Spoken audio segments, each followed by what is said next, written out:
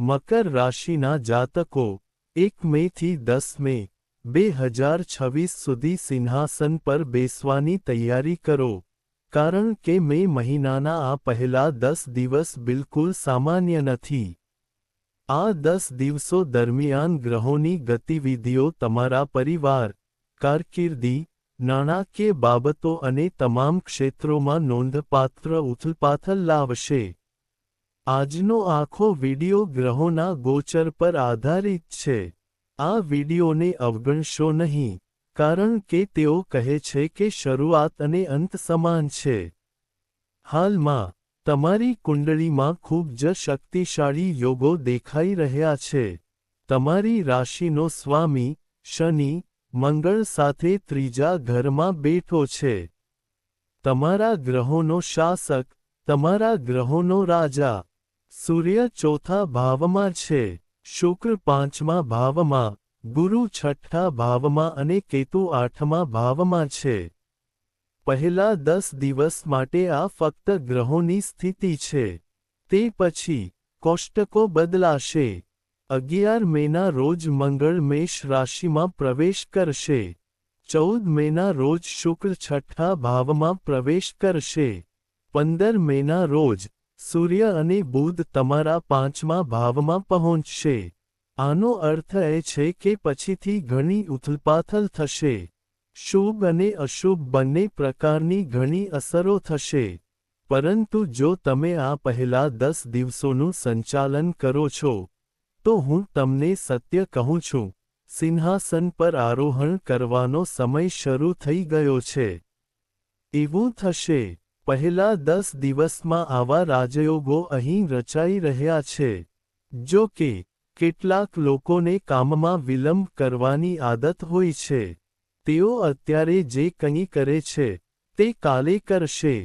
સમયનો દુરુપયોગ કરીને અને આળસ કરીને, તમે મે મહિનાની શરૂઆત બગાડી શકો છો. જો મે મહિનાની શરૂઆત બગાડી નાખે છે, તો અંત પણ બગાડી નાખશે.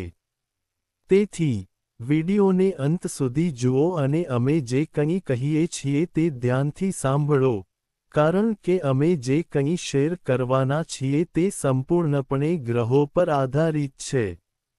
તમારા જીવનમાં 3 સારા સમાચાર આવવાના છે, અને 2 ચેતવણીઓ બહાર આવી રહી છે, જેના પર તમારે ખાસ ધ્યાન આપવું જોઈએ. તમારે તે રાખવું પડશે. વિડિયોમાં સંપૂર્ણ માહિતી આપવામાં આવી છે. ચેનલને સબસ્ક્રાઇબ કરવાનું ભૂલશો નહીં કારણ કે તમારી રાશિ સંબંધિત વધુ મહત્વપૂર્ણ વિડિયોઝ આવી રહ્યા છે. પહેલી અને સૌથી મહત્વની વાત એ છે કે તમારી રાશિનો સ્વામી શનિ ત્રીજા ભાવમાં બેઠો છે. મકર રાશિના લોકો માટે, ત્રીજું ભાવ બહાદુરી, હિંમત, જુસ્સો અને કંઈક પ્રાપ્ત કરવાનું છે. ત્યાં, રાશિ ચિહ્ન, સ્વામી તમને ટેકો આપી રહ્યા છે. તે તમને આત્મવિશ્વાસ આપશે, એટલે કે શનિ તમને ત્રીજા ભાવથી આત્મવિશ્વાસ આપશે. તે તમને હિંમત આપશે. તે તમારા ઘનશ્યોમાં સ્થિરતા લાવશે. લાંબા સમયથી, જ્યારે પણ તમારે કોઈ નિર્ણય લેવો પડતો, ત્યારે તમે ચિંતા કરતા હતા કે તમે તે કરી શકશો કે નહીં. પરંતુ હવે તમને તમારી રાશિના સ્વામીનો ટેકો મળશે, અને તમે આત્મવિશ્વાસ સાથે જે પણ નિર્ણય લેશો, તમારા બધા વરિષ્ઠ અધિકારીઓ, તમારા બોસ, તમારી પ્રશંસા કરશે. આ શનિદેવની કૃપા છે, કારણ કે શનિ સામાન્ય રીતે ખૂબ જ ધીમે ધીમે આપે છે. પરંતુ જ્યારે આપવાની વાત આવે છે, ત્યારે તે પુષ્કળ પ્રમાણમાં આપે છે. હા, પહેલા 10 દિવસમાં, શનિ તમને હિંમતવાન બનાવશે. તે તમને આત્મવિશ્વાસ આપશે, અને તમે દરેક જગ્યાએ જાણીતા થશો. ફક્ત તમારી મહેનતથી પાછળ ન હટશો, કારણ કે શનિ એવા લોકોને ટેકો આપે છે જેઓ મહેનતુ છે. જેઓ ભાગ્ય પર આધાર રાખતા નથી, જેઓ પોતાનું ભાગ્ય જાતે લખે છે. હવે, આગામી અને સૌથી મહત્વપૂર્ણ ઘટના જે તમારી સાથે બનવાની છે. ખુલ્લા કાનથી અમારી વાત સાંભળો. તમારા ગુરુની નજર તમારા છઠ્ઠા ભાવ પર પડી રહી છે, અને છઠ્ઠું ભાવ ક્યાંક દુશ્મનોનું ઘર છે, તેથી અમારી વાત ખૂબ ધ્યાનથી સાંભળો. છઠ્ઠું ભાવ આપણા રોગોનું ઘર છે. એવી પ્રબળ શક્યતા છે કે તમે તમારા વ્યવસાયિક ભાગીદાર સાથે કોઈ સોદો પૂર્ણ કરશો, પરંતુ તમને પરેશાન કરી રહેલા છુપાયેલા દુશ્મનોનો નાશ થશે.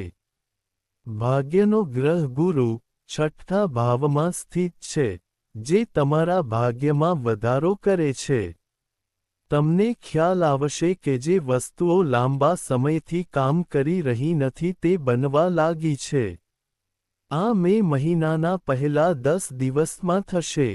જો તમે નવો વ્યવસાય શરૂ કરવા માંગતા હો, તો આ સારો સમય છે. કોઈ મોટી ડીલ ફાઇનલ થઈ શકે છે.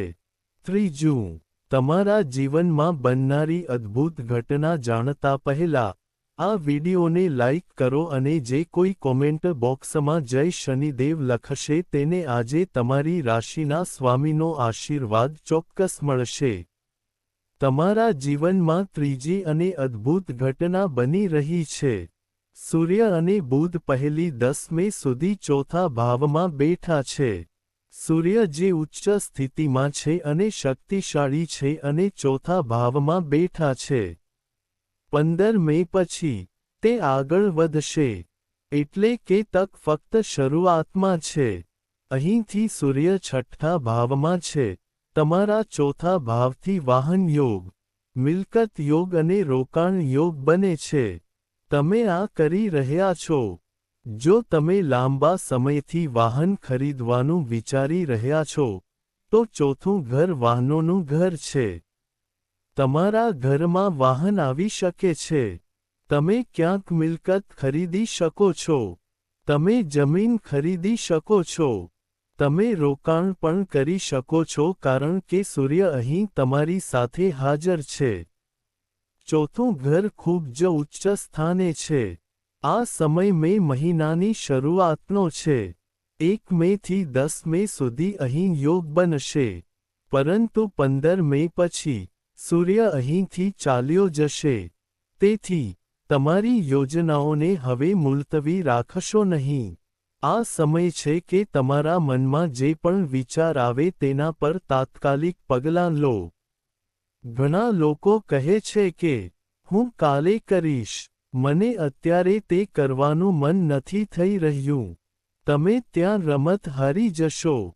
ચોથી અને મહત્વપૂર્ણ ઘટના જેના વિશે અમે તમને ખૂબ જ મહત્વપૂર્ણ માહિતી આપવા માંગીએ છીએ. ખૂબ ધ્યાનથી સાંભળો. રાહુ તમારા બીજા ઘરમાં બેઠો છે. રાહુ તમારા જીવનમાં મૂંઝવણ પેદા કરવા માટે જાણીતો છે. રાહુ તમારા જીવનમાં મૂંઝવણ પેદા કરવા માટે જાણીતો છે. તે તમને ખૂબ પરેશાન કરે છે. તો શું રાહુથી કોઈ ભય આવવાનો છે? કારણ કે બીજું ઘર પૈસાનું છે, બીજું ઘર આપણી વાણીનું છે. તો શું રાહુ ત્યાં આપણા પર સકારાત્મક અસર કરશે? શું તમે સકારાત્મક પોસ્ટ કરશો કે નકારાત્મક? દરેકની એક પછી એક ચર્ચા કરવામાં આવશે. ભૂલથી પણ આ 3 ભૂલો ન કરો. હું તમને ચેતવણી આપી રહ્યો છું. મેં તમને શરૂઆતમાં કહ્યું હતું. 3 સારા સમાચાર અને 2 ચેતવણીઓ. તો કઈ ચેતવણી? જો તમે પહેલા ચેનલને સબસ્ક્રાઇબ કરી નથી, તો પહેલા સબસ્ક્રાઇબ કરો કારણ કે તમારી રાશિ સંબંધિત વધુ મહત્વપૂર્ણ વિડિયોઝ આવવાના છે. હવે, તમારા બીજા ઘરમાં રાહુની હાજરી કોઈક રીતે પૈસાનો માર્ગ ખોલી રહી છે કારણ કે જ્યારે રાહુ દયાળુ હોય છે, ત્યારે એક ગરીબ પણ રાજા બની જાય છે. રાહુ બીજા ઘરમાં મજબૂત હોય છે. તમારા પૈસા તમારી પાસે આવશે. ઉધાર લીધેલા પૈસા આવી શકે છે. અટકી ગયા, બચાવેલા પૈસા મે મહિનાની શરૂઆતમાં આવી શકે છે. અથવા તમને કોઈ મોટો ઓર્ડર મળી શકે છે. પરંતુ તમારે ખાસ કાળજી લેવી જોઈએ, કારણ કે રાહુ અહીં તમારી વાણી બગાડી શકે છે. રાહુ તમારી વાણીમાં કઠોર શબ્દો દાખલ કરશે જે બીજી વ્યક્તિ સાથેના તમારા સંબંધોને બગાડી શકે છે. ભલે તે તમારો બોસ હોય, તમે તમારી નોકરી ગુમાવી શકો છો. જો તે તમારા જીવનસાથી છે, તો સંબંધોમાં કેટલીક સમસ્યાઓ હોઈ શકે છે. સંબંધીઓ સાથે સમસ્યાઓ હોઈ શકે છે. પડોશીઓ સાથે વિવાદો થઈ શકે છે. તેથી, આ પહેલા 10 દિવસોમાં, તમારે આ માટે તૈયાર રહેવું જોઈએ. તમારે રાહુને કાબૂમાં રાખવો પડશે. આનો ઉકેલ વિડિયોના અંતમાં મળશે, પરંતુ તમારે ધ્યાન રાખવું પડશે કે મારા મોઢામાંથી એવું કંઈ ન નીકળે જે કોઈને દુઃખ પહોંચાડે. આનું ખાસ ધ્યાન રાખજો. બીજી ભૂલ જે તમારે ખાસ ધ્યાન રાખવાની છે તે એ છે કે ચોથા ભાવમાં સૂર્ય વાહન યોગ, મિલકત યોગ અને જમીન ખરીદવાના યોગ બનાવી રહ્યો હતો. પરંતુ તે જ સૂર્ય ગરમ ગ્રહ છે, તેથી તે તમારા જીવનમાં ઝડપી ગતિએ ગરમી લાવશે. આને કારણે, તમારા ઘરમાં તમારા માતા-પિતા, તમારા જીવનસાથી અને તમારા ભાઈ બહેનો સાથે તણાવ રહેશે. તમારો અહંકાર કદાચ ટકરાઈ શકે છે. હું સાચો છું. મને શીખવાવાળા તમે કોણ છો? હું બધું જાણું છું. સૂર્ય આવો અહંકાર પેદા કરશે, અને તમારે સાવચેત રહેવું પડશે. તમારે તમારા પગ જમીન પર રાખવા પડશે. તમારે જમીન સાથે જોડાણ રાખીને ચાલવું પડશે. તમારે તમારા સ્વભાવમાં નમ્રતાની જરૂર છે. તમારે તમારી વાણીમાં મીઠાશની જરૂર છે. પછી, કોઈ પણ શક્તિ તમને આગળ વધતા રોકી શકશે નહીં. આ ખાતરીપૂર્વક છે, કારણ કે આ મે મહિનો ખુશીનો મહિનો છે. તે આશાનો મહિનો છે. જો આપણે આ ભૂલો નહીં કરીએ, તો આપણી આશાઓ ઠગારી નહીં નીવડે. હું તમને ત્રીજી ભૂલ વિશે કહી રહ્યો છું. આ સમય ઘણી જવાબદારીઓ લઈને આવશે. હા, તમારી રાશિના સ્વામી શનિદેવ છે. તેમણે હંમેશા તમને શિસ્ત શીખવી છે. તેમણે હંમેશા તમને રણનીતિ કેવી રીતે બનાવવી તે શીખવ્યું છે. તમારા જીવનમાં દરેક વસ્તુ મહત્વપૂર્ણ છે કારણ કે શનિદેવ તમારી રાશિના સ્વામી છે. તેથી, ખાતરી કરો કે તમે જે પણ કરો છો, તે સખત મહેનતથી કરો. સંજોગોથી ભાગશો નહીં. પડકારોનો સામનો કરો. આ થાકનું કારણ બની શકે છે અને ઊંઘનો અભાવ લાવી શકે છે. જવાબદારીઓ વધવાની છે. તમારી જાતને ખાતરી આપો કે કામ અને આરામ વચ્ચે સંતુલન હોવું જોઈએ. જો વધારે કામ અને ઓછો આરામ હોય, તો પરિસ્થિતિ વધુ ખરાબ થશે. જો વધારે આરામ અને ઓછો કામ હોય, તો પરિસ્થિતિ વધુ ખરાબ થશે. મકર રાશિના લોકો, હું તમને 3 ઉપાયો જણાવવા જઈ રહ્યો છું. આ ત્રણેય ઉપાયો તમારા નસીબને નિયંત્રિત કરવામાં મદદ કરશે અને આ ગ્રહોના ખરાબ પ્રભાવોને દૂર કરશે. તે 3 ઉપાયો શું છે? અમારી વાત ખૂબ ધ્યાનથી સાંભળો. પહેલો ઉપાય એ છે કે રાહુ તમારી વાણી બગાડવાનો હતો, તેથી આપણે રાહુને મજબૂત બનાવવો પડશે. રાહુ તમારી કુંડળીમાં ત્યારે જ મજબૂત બનશે જ્યારે તમે ભોલેનાથની પૂજા કરશો. તેથી, દરરોજ શિવલિંગ પર પાણીનો વાસણ રેડો. તે અર્પણ કરવું જ પડે છે. અને બીજું, રાહુ કાળા કૂતરાની સેવા કરવાથી પણ પ્રસન્ન થાય છે. તેથી જો તમારા પડોશમાં કોઈ કૂતરો હોય, પછી ભલે તે કાળો હોય કે કોઈ પણ રંગનો, તો તેને નિસ્વાર્થ ભાવે ખવડાવો. તેને રોટલી ખવડાવો, દૂધ આપો. રાહુ તમારી બાજુમાં આવશે. તમારા માટે બીજો ઉપાય એ છે કે જો તમે ઈચ્છો છો કે સૂર્યદેવ તમારા ઘરમાં ઝઘડા અને અહંકાર ન કરે, તો સૂર્યદેવને પ્રસન્ન કરવા માટે કોઈ પણ જરૂરિયાતમંદ વ્યક્તિ અથવા કોઈ પણ ગરીબ વ્યક્તિને ગોળ અને ઘઉંનું દાન કરો. તમને આનાથી ચોક્કસ લાભ જોવા મળશે. આ સાથે, રાશિચક્ર, ભલે શનિદેવ તમને આત્મવિશ્વાસ અને હિંમત આપી રહ્યા હોય, તેમના આશીર્વાદ ખૂબ જ મહત્વપૂર્ણ છે. તેમનો ટેકો ખૂબ જ મહત્વપૂર્ણ છે. તેના માટે, તમારે દર શનિવારે શનિદેવને સરસવનું તેલ અર્પણ કરવું જોઈએ, અને તમારે બીજો એક નાનો, ગુપ્ત ઉપાય પણ કરવો જોઈએ જે તમારા ખજાનાને ધનથી ભરી દેશે. તમારે શનિદેવનું પ્રતીક, એક ખીલી લેવી જોઈએ. તમારે હળદરનો એક ગઠ્ઠો લેવો જોઈએ, જે દેવી લક્ષ્મીને ખૂબ જ પ્રિય છે.